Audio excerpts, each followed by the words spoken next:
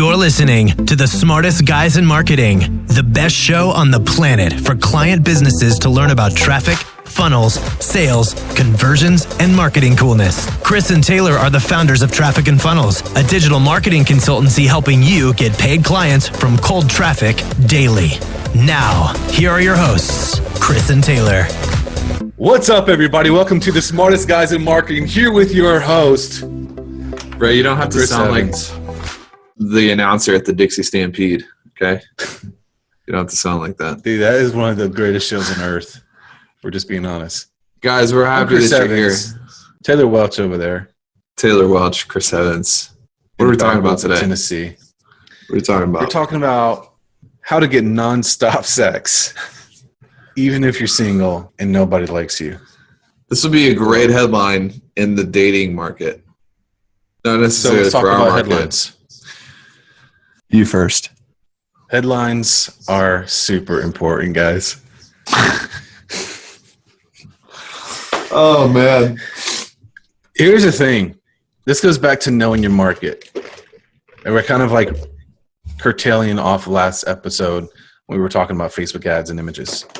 Yeah. And we'll tell you a story too about a split test that we ran. You know, so many like old school copywriters think that you have to grab your prospects by the throat and shake them into submission with your headline. And that's just not really necessarily the case anymore.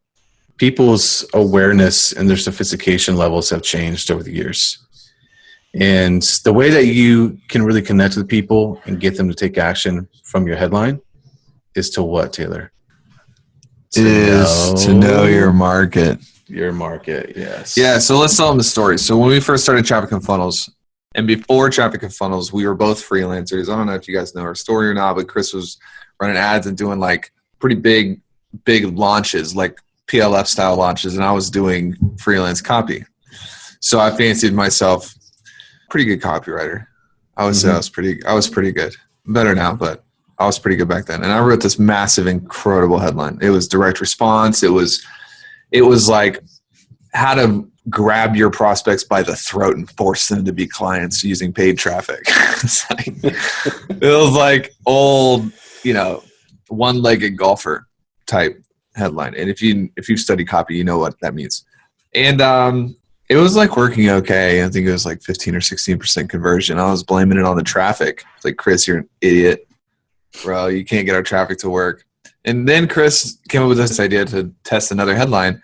And it was like, how to get clients from ads. And it was like spelled wrong and crap. Like he didn't even spell clients wrong. It was like how to get clients from ads. I did not. You're such a freaking liar. It was basically like that. But the grammar wasn't even right. Like he had a comma in there and it was just like, dude, are you 5? And then it like converted like 30%. It just beat the crap out of my headline. And I think that was a moment for us that we kind of realized, okay, the way that people are buying into, excuse the noise in the background as Chris ruffles around his office. The way that people are convinced to do things today is changing. There's this believability factor now that you have to pay attention to when you're writing headlines.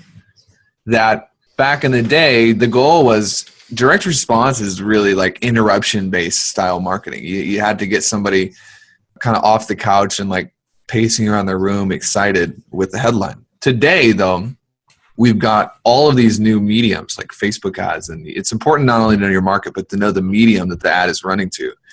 And people don't want to be interrupted as much. They just want to not be lied to. They don't want to be played. And so the reason that headline worked better is because the believability element was stronger. And just telling someone will help them learn how to use Facebook ads for clients was more believable than telling them we're going to teach them how to force prospects to give them money and all of these power words that are less and less effective in a millennial market where people have been ripped off and lied to. Yeah? Yeah. Yeah, and they've seen those messages so many times from like every angle. Right. Especially nowadays, like there's so much more volume of messages and messaging to many, many markets. And so again, it kind of goes with what we've talked about quite a bit. It's like go the opposite of what other people are talking, saying. you're usually going to win. So when like most of the quote top shelf copywriters are using the grab them by the throat type of copy, we just go the opposite. Yep. And it works. I mean, we still have some nice headlines that we throw out to test every once in a while, but I think the biggest deal is there are principles that are designed to amplify your game, but there's no substitute for just throwing stuff out there and really seeing what your market responds to, and over time you get better at this. Yeah, that's one thing that we really push our clients to and teach them how to do, when they're launching their offer. But the most important thing is connecting with people and see how people engage. So what are some of the most important elements of an effective headline? Well, I think probably first and foremost is understanding the sophistication level and meeting them where they're at. There's this old analogy, and I forget who came up with this, but maybe later, if you know this, Chris, you can put it in the show notes. There are two ways to write copy and write headlines. One is, you are creating a bridge from your product to your market. Does that make sense? Mm-hmm. So your goal is to build that bridge from your product to your market so that you can relate your product to your market in a way that makes them want it. That's the first way. The second way is building a bridge from your market to your product.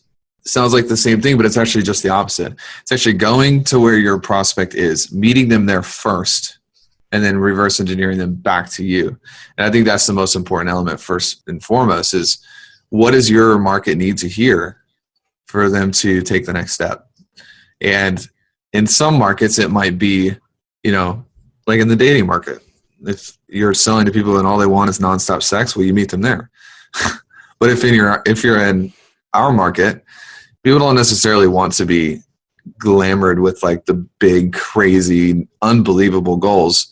They just want to know how to get in control of their business. And so for our headlines, they're more simple, they're more down to earth, they're more authentic. Does that make sense? Is that what you're looking for? Or are you looking for something else? No, that's good. And I think believability for your market is like the thing you need to focus on. But you have to know your market. It goes back to that. If you don't know your market, you're not going to know what they believe or what they don't. Yeah, a good example of that is like we don't really tell people how much money we actually make because we tried that for a while and then people were just like, liars, show us your bank statements. It's like they does not compute. Like they couldn't even wrap their heads around it. And so that's a real life example of like that believability meter. Yeah. And 99% of the people that we work with, for the first 2 months of them working with us, they can't even imagine like what does $400K a month even look like. They don't even know that that's even real for an entrepreneur without a team, Yeah. And then I think another thing about your headline is you want it to give the person confidence, not manipulate them to read the next line, but you want that headline to give them confidence to keep reading. And this is something nobody else is talking about. You see like Joe Sugarman is the one that pioneered this. It's like the job of the headline is to get someone to read the subheadline. And the job of the subheadline is to get someone to read the first line. Bro, are you listening to me right now? I'm listening to you, man. Oh my gosh, dude. What was I going to say? You're basically talking about the slippery slope. The slippery slope. The headline needs to give the person confidence that they can keep reading and it's not going to waste their time. Yeah. Copy is one of those things that when you get good at this, you get good at everything else too. Yes. I'm shaking my head right now. Chris is like doing something else. He's like running ads in the background. No, what I'm doing is I'm pulling up Ogilvy headlines because it just makes me think of Ogilvy, with what we were talking about. Like he was really good at pretty simple headlines. One of his most famous headlines was the Rolls Royce headline where he says, at 60 miles an hour, the loudest noise in the new Rolls Royce comes from the electric clock. Yeah. Let's just keep going through them. How to create advertising that sells. Okay. That's pretty simple. That's like a Chris Evans headline. Yeah. How to win friends and influence people. That's obviously not his headline, but that was like hugest selling books of all times. Hugest. Love that. You sound like Trump. Hugest. Surprise. Amsterdam now one of the 4 most popular cities in Europe. It's another Ogilvy headline. Introducing a $13,500 sedan that promises the most remarkable driving experience of your life. How women over 35 can look younger. Yes. How American Express protects its clients traveling abroad. See, these headlines, like they're not crazy. But he was such a fan of really marrying the market and falling in love with the prospects reading the ads. And he was a master of direct response too.